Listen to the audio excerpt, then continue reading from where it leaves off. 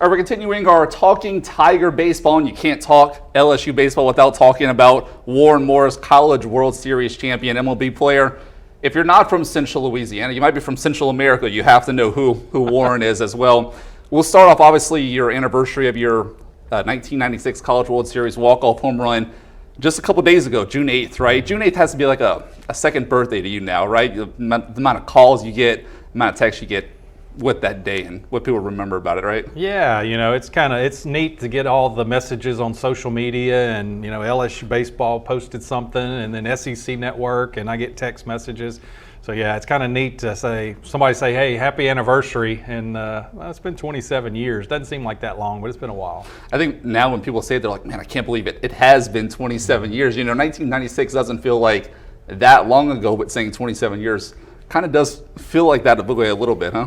Yeah, it's getting a ways away from us, but it's fun that people still remember it. You can still pull it up on YouTube, so kids that aren't 27 years old can watch it and kind of relive that moment. And hey, I mean, it's been fun. I never thought, even the day after it happened, that people would be talking about it a year later or whatever. So it's been just kind of a thrill for me that people still want to bring it up and talk about it. Catching up with you mostly around the time of the anniversary of the hit, we always talk about how that's such an iconic hit, an iconic home run, but you've also said how much of a tall tale it's become too, where people come up to you and are like, that was a 3-2 count, right, bases loaded, bottom of the ninth, and it's like, it was bottom of it was in the ninth inning and the walk-off home run, but it wasn't a 3-2 count. No, I don't know, maybe it's like a fishing story. It just keeps getting better and better, and I'm not going to correct somebody, but sometimes people say, man, that was a grand slam, it was full count, and all of that, but I've got to meet a ton of people over these 27 years that otherwise would have had no reason to come up and say hi to me. So that's probably the best part of all of it. What's cool is, we talked about everyone knows you for LSU and your major league career, but a lot of people here remember you from really where it all began, here in Alexandria in the backyard. And we got to talk with Ronnie Rance, who played with some of the College World Series teams with LSU in 91 and 93. He went to Menard, but he used to talk about going to your house back in the day in high school because you were the only house in the neighborhood with a flat driveway. It was the only place to go play with a flat driveway. Yeah, no, it was, and I was the youngest kid on the street, so I have to owe a lot of my abilities growing up was because I was playing against older and bigger kids, and that kind of helped get me better. But yeah, they come to our house, we play basketball, and it'd be 5, 6, 7, 8 of us depending on the day, but just good times. And before there was social media and stuff, we just would go outside and make our own fun. So it's great memories. Because that was the sport for you growing up, was basketball, right? Right. Yeah, I grew up, that was my first love. Kind of started playing baseball a little bit later. Didn't start until I was like 9 or 10, and I kept playing basketball all the way through high school. So that was always a big part of my life. And if you'd asked me when I was in 2nd or 3rd grade, what do you want to do when you grow up? I would have said, I want to play in the NBA because that was my dream at the time. That's it. And what I think is also a pretty cool part is talking with other Tigers during our series here at KALB.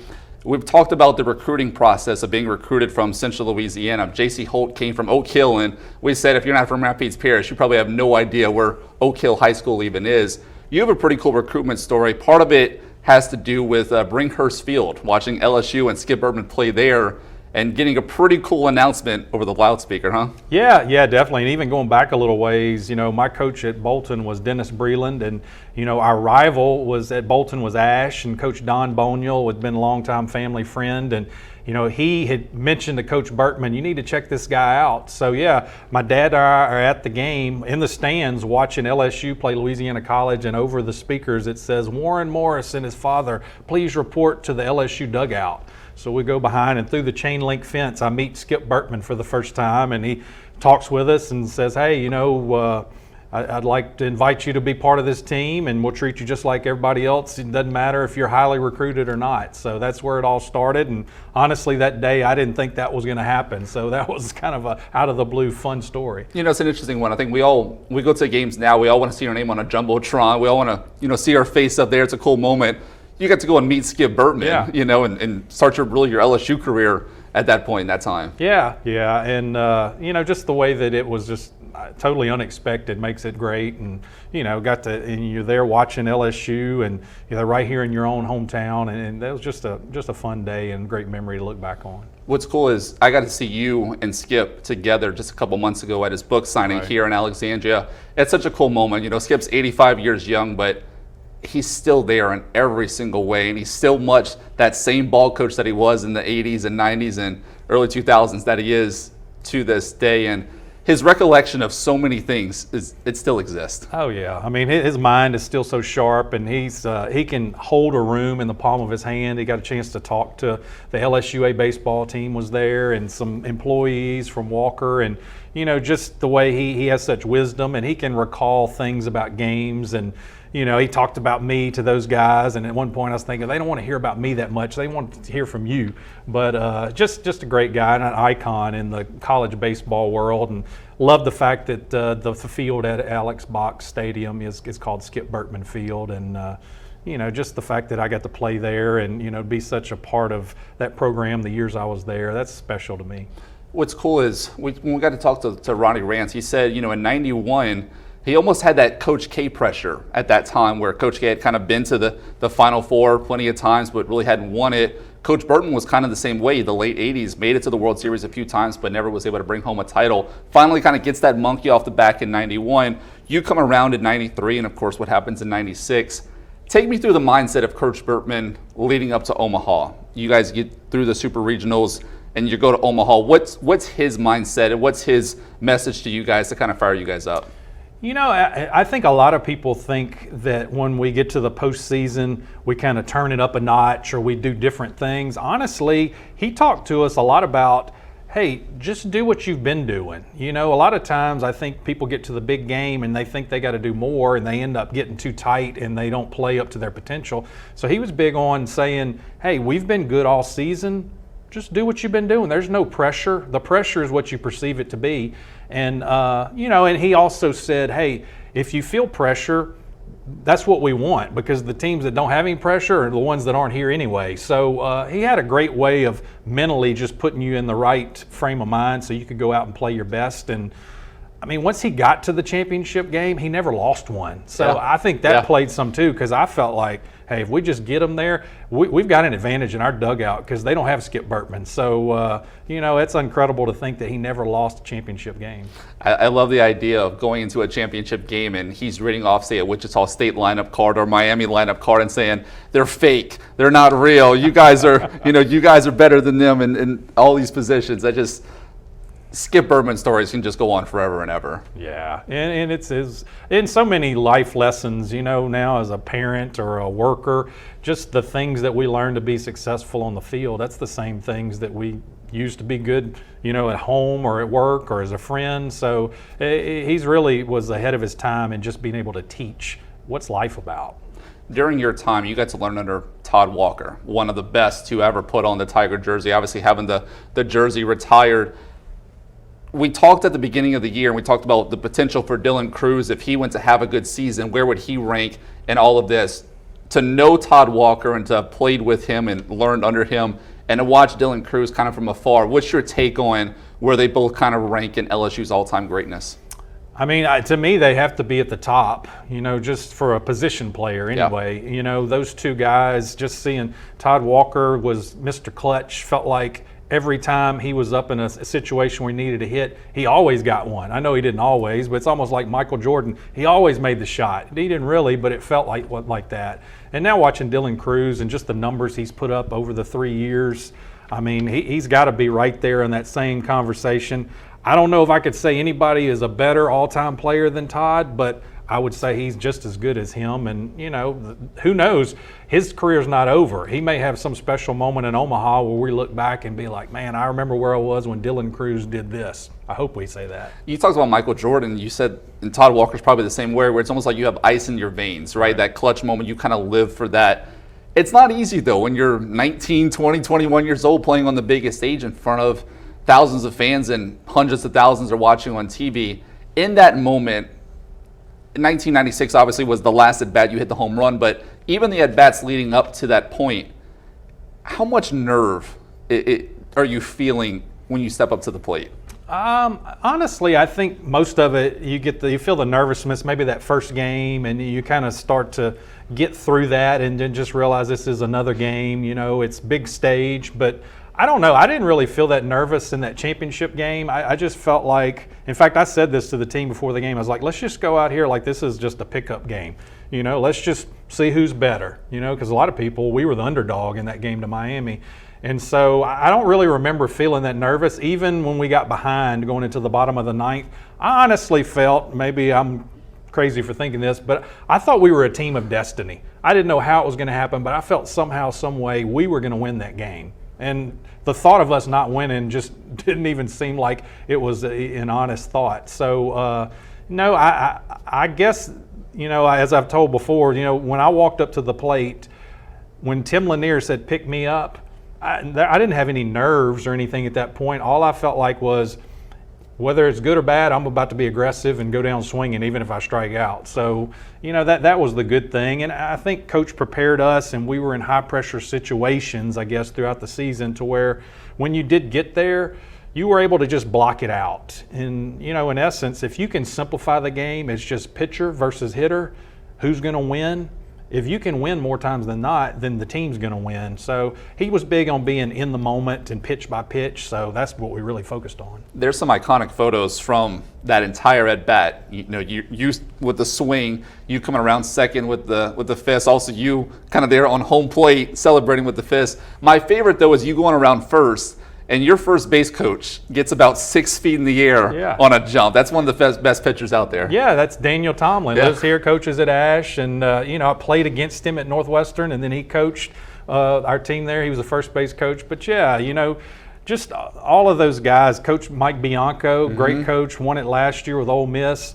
I mean, you just put all of that baseball knowledge and helping to teach you. It's not by accident that we had a good team, because we were prepared for it, and we didn't really have two guys like they do this year that are going to be first rounders and probably the first 5 or 6 picks. But when you put all of us together, we were really hard to beat. You look at your time at LSU and kind of what you were able to do and kind of leave your legacy. You always talked about just how much the school has meant to you and how Skip has meant to you. To see this team go on this journey this year, what's that been like as an alum, as a legend of LSU, but as a fan as well? Well, I always feel a lot of pride. Anytime LSU's ranked towards the top of the rankings, football, basketball, baseball, you just have pride because that's your school. You can say what you want, but in the end, we're good. And so this year it's been special because they've been number one for 13 weeks or whatever, and even when they weren't, they were still a great team. And so now there's good teams that don't get to Omaha. So the fact that they were able to get through the regional, win the super regional, and now start this journey in Omaha, because that's what it is. Omaha's kind of a new season. It's whoever gets hot here at the end. So, I'm as big a fan as anybody, and hoping that we win championship number 7 coming up in a few weeks. Will we be making the trip to Omaha? Well, I don't have any plans to, but I'm not going to rule it out. Yeah. So hopefully if we keep winning, somehow I'll figure out a way to get there. One of the cool stats is with this year's team, and it's also a crazy stat as well, is the fact that this is the first time since 2017 that they've made the College World Series. It's a 6-year drought that they ended. That was the longest since before the Tigers first made their first World Series back in the 1980s. And, I know a lot of fans say, it's Omaha or bust, and I feel like a lot of people think that's too high of an expectation, but it's really not compared to what the last 40 years have been at LSU. Yeah, and I think that's a good thing, because going back to Coach Bertman, you just build that expectation with the fan base to where when you win 5 championships in 10 years, if you're not in the championship game, you start to feel like it wasn't a successful season. Now, in reality, is that true? Probably not. But whenever you go to Omaha that much, people expect you to be there. Heck, the people in Omaha, they get upset whenever LSU's not there. So I know they'll be excited, and they'll come out wearing their purple and gold come Saturday night as well. So, man, the world's just better when LSU's in Omaha. That's how I feel. You think about the businesses there right now. All the businesses got to know it's going to be a great time no matter who's in the World Series. When LSU's there, businesses, triple what it is normally. And that goes way back. That goes back to those early 90s when I was there. It's just the people of Louisiana, we're so unique, we're so passionate, and we come to support our team. So, Yeah, I think Omaha's glad we're there too. And Skip transformed the game, and I think obviously your hit's a big part of it because everyone will always remember that iconic moment. It's not one of the best moments in LSU history, but best moments in college baseball and of course World Series history as well. And you talk about Jay Johnson, 12 years old, wearing the LSU hat in Northern California, supporting it. It just shows the brand. Kim Mulkey talks about the brand LSU. It's worldwide, no matter what sport it is. Yeah, and again, that goes back to just over time being successful, and I can remember even like back, I don't know what year it came out, but the movie, there's a movie about basketball, and one of the guys in it, Woody Harrelson's character, he was wearing an LSU hat. And I was like, man, that's an LSU hat. He's on the movie, put us on the map. And I think it was soon after the 91 championship. Coincidence? I don't know. But yeah, now you see so many people that you think have nothing to do with LSU. The Duck Dynasty guys are in the dugout. All of this happens, and it's because people want to associate with winners. And so the more you win and the more Kim Mulkey's team wins a national championship, well, now there's a skit on Saturday Night Live, and they got on LSU jersey. So, I just think that grows the brand, if you will, and it gives us more pride in our state and, in what LSU and the purple and gold is. What I think is cool about this year's team is the power that they've showed. We obviously know the last couple of teams of the 90s, known as the Gorilla Ball era. Towards the end of the season, this year's team broke the 96 record for home runs, and they passed them up for, I think, third all time. Is this year's team as close as LSU's had a team to those teams of the late 90s? I think so. I mean, I actually went to, last time I was in Omaha was for the 2017 championship, and that was a great group of guys. I felt like they were really close to just getting a few breaks and winning that game. I mean, they were in the finals. So, that team was good enough to win it. I feel like this team definitely over the last few years is a complete package. We've had teams that were good hitters, and then the pitching wasn't as dominant, and then vice versa. Well, this team has pretty much all that it takes. So, but that doesn't assure you, because there's going to be 7 other teams that are trying just as hard. So you got to get hot, got to catch a couple of breaks, and just believe and know that you can do it. Looking ahead to Tennessee, I believe in the 96 World Series, you guys had to face Florida twice. You beat them twice. Talk about how tough that is to face an SEC opponent, a team you've already faced before in the regular season. Now you got to face them in the College World Series. Does the mindset, does the approach change at all when you have to face a team now at that level? Yeah, I mean, I think to some extent you can throw the regular season out the window because in some ways, Tennessee's coming in like we did with nothing to lose. We went to Gainesville during the season and we got swept. So Florida beat us 3 times in a row, and we get to Omaha, and the second game we got to play Florida. Well, we played better, we beat them. They come back, and to go to the championship, we had to beat them again, which we did. So, it's good and bad. I love seeing the SEC in the World Series because it shows how good our conference is. Tough when you got to play each other. I wish somehow we could all just meet up and there's only like 4 of us left, but we're playing them first round. And I think in the back of your mind, hey, we beat these guys before 2 out of 3. We got, I would assume, Paul Skeens on the mound. Let's go with our best guy and let's see what happens. I love the regional talk with Paul Skeens and the debate over, do you start him against Tulane? How do you kind of approach it? And then, of course, the other joke with that is Jay Johnson having the underground meteorologist who could have somehow predicted the entire rest of the weekend, because it all played out. It all worked out. Obviously, they're in the College World Series as it is. But it's got to be Paul Skeens Saturday against Tennessee, right? Yeah, I would think so, because you need to win that first game. You get really behind the 8 ball if you lose the first game, and now you're on elimination every game. I think he's used to being the guy that starts the first game, and he likes that pressure of having all the eyes on him. And whether he pitches first game or second game, I'm glad he's on our team, and we don't have to face him because he's tough. America's ace. He is one of the best. I don't know how.